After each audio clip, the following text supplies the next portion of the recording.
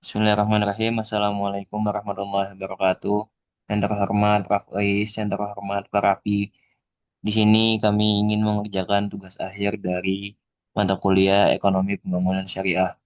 Nah, lalu untuk pembahasan selanjutnya akan dibawa oleh Rizky Agung. Oke, pembahasan pertama ada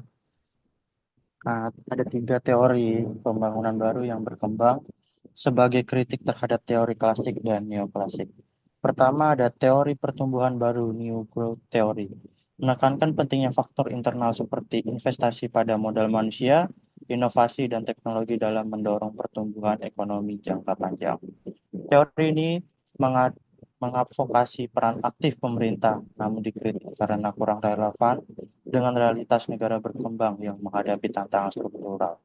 Kedua, ada teori geografi ekonomi baru, New Economic Geography, menjelaskan bagaimana lokasi geografis, biaya interaksi spasial, dan pengelompokan industri mempengaruhi perkembangan ekonomi.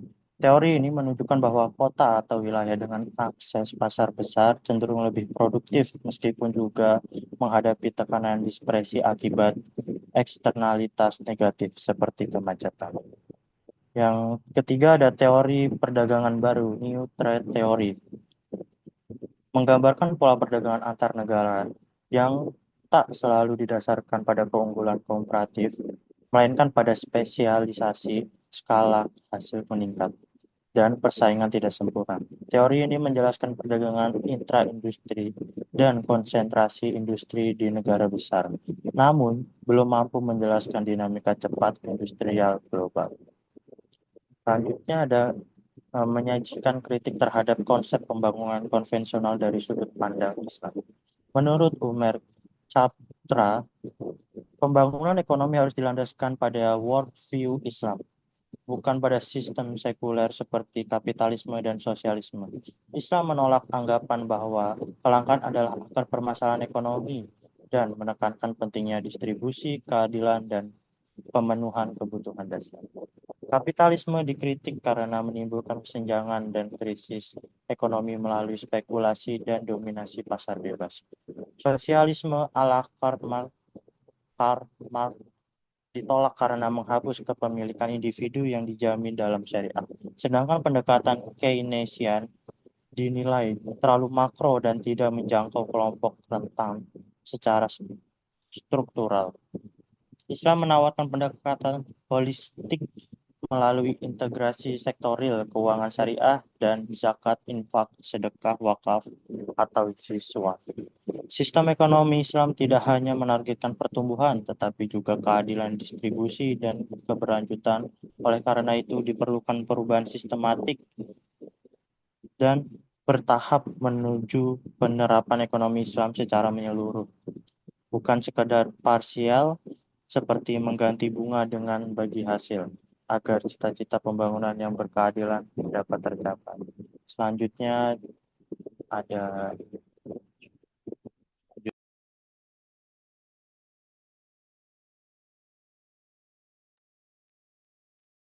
Secara garis besar, model pembangunan dalam Islam yang berkembang saat ini dapat diklarifikasikan ke dalam dua pendekatan. Pendekatan tersebut diambil berdasarkan tokoh yang mencetuskannya. Yang pertama itu ada model pembangunan dari Ibnu Khaldun dan model pembangunan dari Asyatibi. Kedua model ini memiliki fokus kajian yang berbeda. Model yang pertama atau model Ibnu Khaldun itu lebih menekankan hubungan dari elemen pembangunan dalam mencapai tujuan pembangunan. Sementara model yang kedua atau metode dari Asyatibi itu lebih menonjolkan model pembangunan berdasarkan komposisi tujuan pembangunan yang harus dicapai. Adapun model pembangunan Ibn Khaldun sering disebut sebagai bapak ekonomi Islam karena sumbangsih pemikiran yang sangat besar terhadap fondasi ekonomi Islam.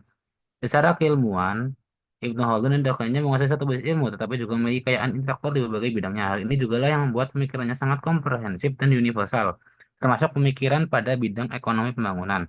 Basis keilmuan Ibn Khaldun tidak hanya terbentuk dari aspek teoritis seorang intelektual, melainkan juga dari pengalamannya yang bersentuhan langsung dengan kehidupan masyarakat. Oleh karena itu, konsep-konsep yang dikemukakan Ibnu Khaldun masih sangat konvensional. Adapun konsep-konsepnya yaitu model pembangunan yang dinamis dan lintas disiplin, determinan pembangunan berdasarkan model, kemudian ada eh, sumber daya insannya atau human beings, dan ada kekayaan atau wealth, dan pembangunan, development, dan keadilan atau justice. Terus yang kedua itu ada model pembangunan Islam berdasarkan Asyatibi. Itu model pembangunan yang pada dasarnya model pembangunan ini didasarkan berdasarkan konsep Makosyih Syariah yang merupakan tujuan dari ekonomi Islam. Dalam model ini, ekonomi pembangunan diturunkan dari komponen tujuan pembangunan. Hal ini berbeda dengan teori Ibn Khaldun yang sebelumnya, yang lebih cenderung menggunakan pendekatan elemen dari pembangunan yang mengaruhi berjalannya suatu sistem dalam masyarakat, di mana analisis pembangunan didasarkan pada apa yang ingin dicapai oleh pembangunan itu sendiri. Dua ilmuwan yang identifikasi dalam menyokong model dengan pendekatan ini adalah Al-Ghazali dan Mursapa. Dalam model ini, yang menjadi pusat analisis pembangunan adalah kesejahteraan manusia, human beings, dan fokus untuk melindungi lima aspek makasih syariah, yaitu agama, jiwa, akal, keturunan, dan harta. Selanjutnya itu ada orientasi tujuan dan ruang lingkup pembangunan. Jika dilihat dari orientasi tujuan dan lingkup lingkup dari ekonomi pembangunan Islam yang diturunkan di atas, dapat ditemukan sebuah pattern bahwa baik orientasi tujuan dan ruang lingkup ekonomi pembangunan lebih luas dibandingkan pendekatan model pembangunan yang berkembang saat ini. Dan pergerakan dari paradigma pembangunan yang berkembang saat ini juga terindikasi semakin dekat dengan poin yang dikemukakan oleh ekonomi pembangunan Islam. Dari aspek orientasi dapat kita lihat dari awal mengarahkan fokus dan objek utamanya adalah pembangunan manusia. Evolusi ukuran pembangunan konvensional yang pada awalnya berfokus hanya pada orientasi berupa output yang bersifat material mulai bertransformasi kepada output yang bersifat imaterial. Material. Sementara itu, dari aspek pembangunan, jika dikomparasikan dengan Human Development Index atau HDI yang sekarang masih banyak digunakan sebagai alat ukur pembangunan, pada dasarnya tujuan ekonomi pembangunan Islam merupakan ekstensi dari ukuran umum pembangunan. Tujuan pertama dan kedua yaitu menjamin kebutuhan manusia dan meningkatkan kualitas dan martabat manusia secara umum selaras dengan indikator yang dipakai HDI. Sementara itu, tujuan ketiga yaitu menjamin keberlangsungan hidup dalam jangka panjang selaras dengan tujuan Sustainable Development. Dapat terlihat bahwa ekonomi pembangunan Islam secara tujuan ternyata sejalan dengan konsep atau tujuan pembangunan kontemporer saat ini, akan lebih komprehensif dengan adanya tujuan keempat yang belum menjadi fokus konsiderasi utama HDI maupun SDGs. Begitu pula dengan aspek ruang lingkup ekonomi bangunan Islam yang lebih luas cakupannya, objeknya meliputi manusia dan seluruh alam.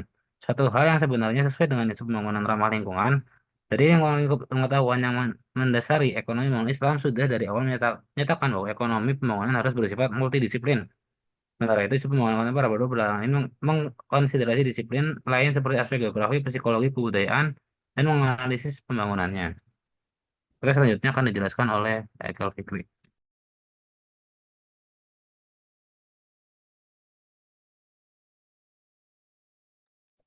Lalu selanjutnya kita akan membahas elemen, dimensi, dan struktur institusi ekonomi pembangunan Islam. Dalam ekonomi pembangunan Islam, pembangunan mencakup tiga dimensi utama yang saling berhubung. Yang pertama ada self-development. Development.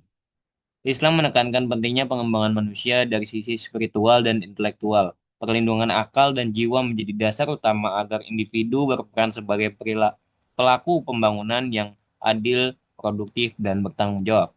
Lalu ada physical material development. Islam mendorong pengelolaan harta dan sumber daya secara adil. Kekayaan harus digunakan untuk kemaslahatan umum, tidak ditimbun dan tidak didistribusikan melalui mekanisme syariah seperti seperti zakat dan wakaf. Development of human collectivity. Fokus pada keseimbangan sosial, solidaritas, dan keberlanjutan. Islam memelihara tatanan sosial melalui pemeliharaan agama dan keturunan sebagai fondasi masyarakat yang adil dan harmonis. Ketiga, dimensi yang dijalankan menjadi struktural institusi. Yang pertama ada pemerintah, bertugas mengarahkan pembangunan dan menjamin keadilan. Lalu yang kedua ada masyarakat, sebagai pelaku dan penggerak ekonomi. Lalu yang ketiga ada ulama, berperan sebagai pengarah moral agar pembangunan tetap sesuai syariah. Ketiganya harus bersinergi dalam musyawarah untuk menjamin hasil pembangunan yang adil dan berkelanjutan. Lalu kita bahas tentang studi kasus transformasi ekonomi Turki di era AKP. Sejak partai AKP berkuasa pada tahun 2002, Turki mengalami kemajuan pesat di bidang ekonomi. Di tengah krisis utang yang besar, AKP membawa pendekatan yang lebih islami dan berorientasi rakyat. Di bawah kepemimpinan Recep Tayyip Erdogan, ekonomi tumbuh stabil, rata 6% per tahun. Pada 2013, Turki melunasi seluruh utang ke IMF, PDB naik drastis, begitu pula pendapatan per kapita yang melonjak dari 3.500 US dollar menjadi lebih dari 11.000 US dollar. Selain ekonomi, AKP juga mengembalikan nilai-nilai Islam ke ruang publik. Larangan jilbab dicabut, pendidikan agama diperkuat, dan pembangunan masjid ditingkatkan. Pendekatan ini menunjukkan bahwa pembangunan berbasis nilai Islam mampu menghasilkan pertumbuhan yang kuat sekaligus berkeadilan. Era AKP membuktikan bahwa integrasi nilai-nilai Islam dan kebijakan ekonomi bisa membawa transformasi besar selama ada visi, komitmen, dan dukungan dari masyarakat. Lalu selanjutnya akan dibawakan oleh Adam.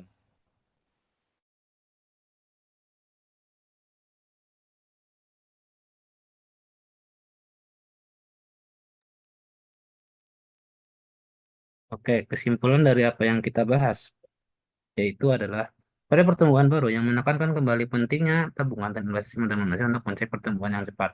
Adapun teori geograf baru menjelaskan bagaimana suatu ruangan spatial geograf akan mengaruhi aktivitas ekonomi yang dilakukan, yang kemudian akan berdampak pada teknologi dan kebijakan ekonomi yang dikembangkan di wilayah tersebut.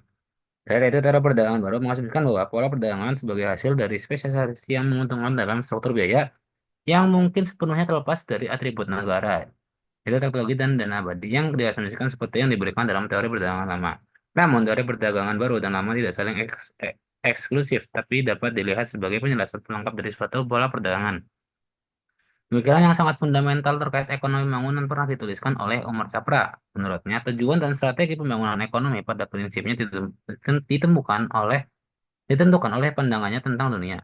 Karena itulah tujuan dan strategi dari sebuah sistem ekonomi pada hakikatnya adalah hasil logis dari pandangannya terhadap dunia. Adapun model ketergantungan internasional mengingatkan kita bahwa perlu adanya struktur dan cara kerja perekonomian dunia karena memang nyatanya setiap negara saling tergantung untuk berbagai kepentingan sosial dan ekonomi.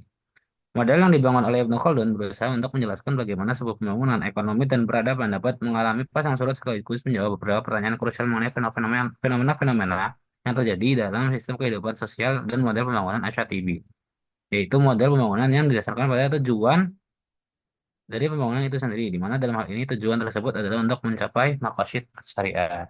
Sekian dari kami. Assalamualaikum warahmatullahi wabarakatuh.